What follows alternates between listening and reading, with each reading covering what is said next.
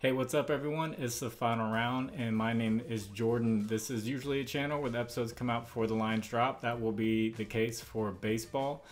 If you're here just for baseball, there will be a timestamp in the pinned comment so you can skip straight to baseball. For the NBA, I put out a part 1 and part 2 for the entire series, but Prizepicks is dropping lines early, so I would like to talk about some good plays that I see based off of game 1 for these series. See if there's any overreactions or underreactions for some of the lines.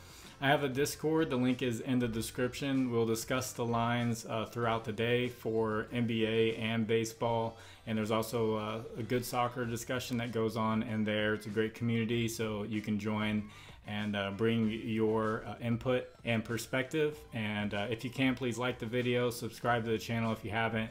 And if you have a little bit of extra time, can you leave a comment for the algorithm? It really helps get the video out there and it helps the channel. And I'm also partnered with an app called JOCKMKT. They do player props. Use promo code FINALROUND11 and they'll match your first deposit up to $100. It's $20 to $100, and I sometimes can get some exclusive promos just for the people who use my promo code signing up. There will be a link for that in the description that'll take you straight to it with my promo code. So the first play that I like, they didn't change it at all. James Harden assist is still at 10 assists. He got 13, and we know that he is going to distribute the ball and get a lot of assists. I feel like 10 is still a really good spot for James Harden, and they did not overreact with him getting 13. In the second one, Joel Embiid, so he just took 15 shots. They were swarming him whenever he got the ball. They're forcing other players to beat them, and it didn't work. They lost by 20 points. So it's something to keep an eye on how they play Joel Embiid for the first half if you want to make second half bets, because if they keep swarming him, then other guys are going to take shots. But I did notice he took 11 free throws, so he was 11 for 11 from the free throw line. So James Harden took 0 free throws. That means he was getting just jump shots, or he was just doing step backs. He was not attacking. There was too many guys in the lane. And the Sixers, other than Joel Embiid, they took 5 free throws total. So they were really stuffing the lane, trying to stop Joel Embiid, and it did not work. So in the playoffs, teams make adjustments, and we'll have to see if their adjustment is to let Joel Embiid eat and let the other and start defending the other guys. That's something we'll have to check in the first half if you would like to make second half bets. But I do like Joel Embiid free throws. They haven't put that line out yet, so we'll have to check.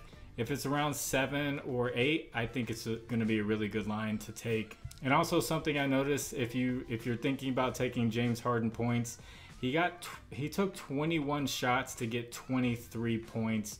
Part of that is the 0 free throws. So they have his points line at 20.5. That's not very encouraging with the shot volume. If it goes down just even slightly, he doesn't hit that line. Another play I liked, I mentioned this in my breakdown videos, was Draymond Green assist or his rebounds also. Got 9 rebounds and 11 assists in game 1. This is playoff Draymond. He's going to be the distributor. They have his rebounds plus assist line at 15. I think that's a really good line to look at. Have his rebounds line at 7.5 and his assist line at 7.5. So if I were to favor one, it would definitely be assist. But if you want to combine them, rebounds and assist, I think that's a really good play with Draymond Green. And I did mention his assist in the breakdown because the Kings are giving up the most assists to the power forward position. So it's just a really good matchup for Draymond overall. And another play that I like, a lot of you guys might not like this one, but they bumped the Sabonis down a little bit to 18.5 points. Warriors still give up the 7th most points to the center position. He started out hot and then he missed a ton of shots. With him getting bumped down, I kind of like the line just that much more. He shot 29% from the field, and this is a guy that shoots 61.5% from the field on the season. So if he just makes a couple more shots, he got 12 points. If he makes a couple more shots, he's hitting this line. And I also like his rebounds. They have him at 13.5. I know that's really high. He averaged 12.3 on the season, the most in the NBA. And he got 16 in game 1. And the game before against the Warriors, he got 22 in the regular season. So I still think this is a good line. And if he goes over it, they'll start to bump it up even more. But points and rebounds, I still like for Domantas Sabonis. And another stat that you guys could take a look at for this game is post All-Star break for fourth quarter scoring. Steph Curry, he's actually scored the 4th most points in the fourth quarter with 8 points.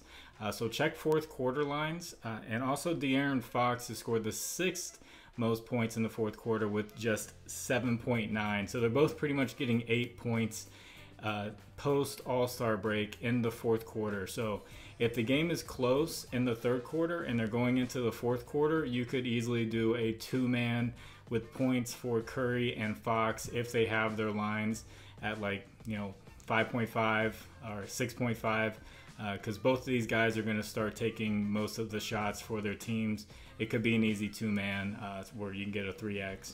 So that's it for NBA. We'll watch the games and see how teams adjust, and then we will adjust our picks going forward. I wasn't planning on doing more NBA picks, but I feel like with adjustments and injuries and then putting the lines out earlier, I can make a video for it. So with baseball, let's go on to my first pick. I like Jose Ramirez of Cleveland. He's hitting .333 over the past week with a .464 on base percentage, and he's going up against Eduardo Rodriguez, who he has 13 at-bats against. He's hitting .385 against him with a .385 on base percentage. So look for Jose, one of my favorite players, to have a good game. Second pick's gonna be Marcus Semien of the Rangers. He's hitting .280 with a .333 on base percentage over the past week, and he's got Jordan Lyles that he's going up against as a starting pitcher, and he's got 16 at-bats against him. He's hitting .500 with a .579 on base percentage, and that's really good with that many at-bats. So that's Marcus Semien. And my third pick is going to be Nolan Arenado of the Cardinals. He's hitting .286 over the past week with a .375 on base percentage. He's going up against Merrill Kelly, who he has 10 at-bats against. He's hitting .400 with a .500 on base percentage against him. And my fourth pick is going to be a bad matchup. Rafael Devers of the Red Sox. He's hitting .174 over the past week with a .269 on base percentage. He's going up against Shohei Ohtani. He's got 10 at-bats against him. He's struck out 4 times. He's hitting .200 with a .200 on base percentage. So really tough matchup for Devers if you get some lines for him. Fifth pick's going to be Ronald Acuna Jr. He has been scorching hot. He's hitting .500 over the past week with a .586 on base percentage. He doesn't have any history against Ryan Weathers, but Ryan Weathers is a left-handed pitcher. Acuna is a right-handed batter, and against right-handed batters this season, Weathers is giving up a .259 average and a .300 on base percentage. That's not too bad. That's actually slightly okay against right-handers, but this is Acuna, who is on fire right now, so I still expect Acuna to have a good game. And a pitcher that I'm looking at is going to be Jesus Luzardo.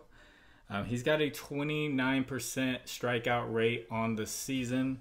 That's 20 strikeouts and 67 at-bats, and he's going up against the team that strikes out the most, the Giants, who have a 27.8 strikeout percentage. So take a look at his strikeout line. I don't know what it's going to be at, but hopefully it's going to be a reasonable line with him striking out people almost a third of the time and the Giants striking out a little over a fourth of the time. So those are my 6 MLB picks. I hope you guys enjoyed this structure, and maybe I'll keep it up. I don't want to have to separate the videos and make 2 separate videos because the editing and everything will just take that much longer. It'll be easier for me personally just to combine them into one, and if you care about one, you can just skip to it. I hope you guys do well tomorrow or today whenever you're watching this, And God bless you all. It's the final round. My name is Jordan. I'll catch you guys on the next one. Bye.